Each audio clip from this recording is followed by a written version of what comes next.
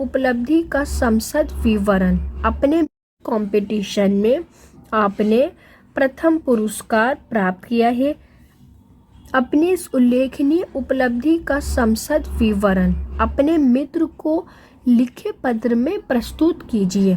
आप लोगों को यहाँ अपने मित्र को पत्र लिखना है, ये बात बताते हुए कि आप लोग डिबेट कंपटीशन में प्रथम पुरस्कार प्राप्त किया है। तो यहाँ मित्र को लिखना है, तो ये अनौपचारिक है।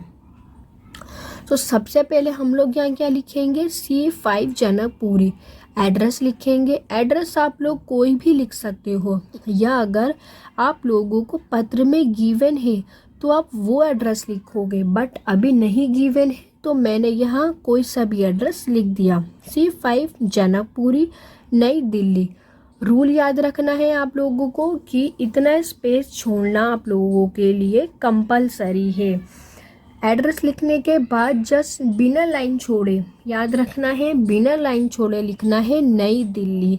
उसके बाद बिना लाइन छोड़े आप लोग लिखोगे दिनांक। दिनांक का फॉर्मेट होता है, जैसे आज 14 नवंबर है तो सबसे पहले मैं 14 लिखूंगी, उसके बाद मैं नवंबर लिखूंगी, पूरा कंप्लीट ना व आदमा 12 नवंबर। उसके बाद हम साल लिखेंगे सन 2022। तो पूरा कंप्लीट लिखना है, ये फॉर्मेट आप लोगों को भी ध्यान रखना है।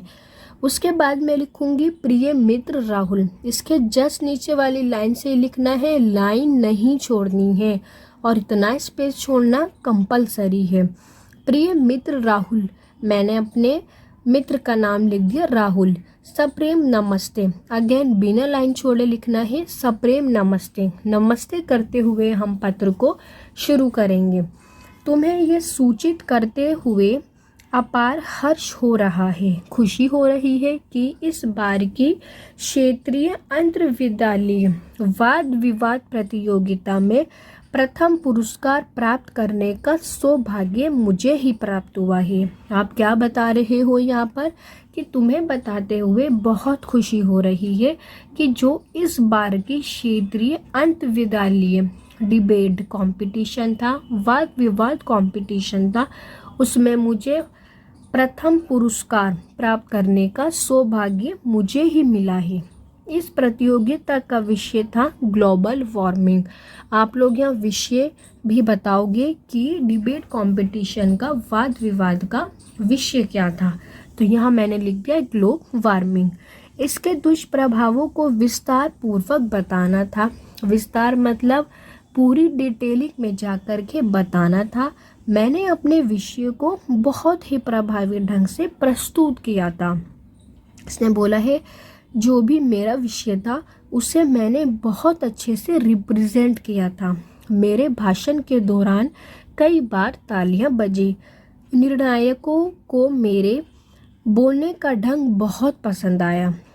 मुझे तीनों निर्णायकों ने 100 में से 88 अंक प्रदान कर सर्वश्रेष्ठ घोषित किया।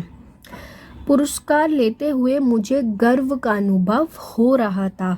आशा है तुम्हें भी अपने इस मित्र की उपलब्धि पर प्रसन्नता का अनुभव हो रहा होगा। प्रसन्नता मतलब खुशी का अनुभव हो रहा होगा।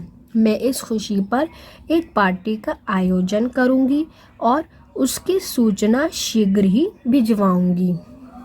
तुम्हारा अभिन्न मित्र रविशंकर। आप लोग यहाँ नाम लिख करके छोड़ दोगे अपना नाम।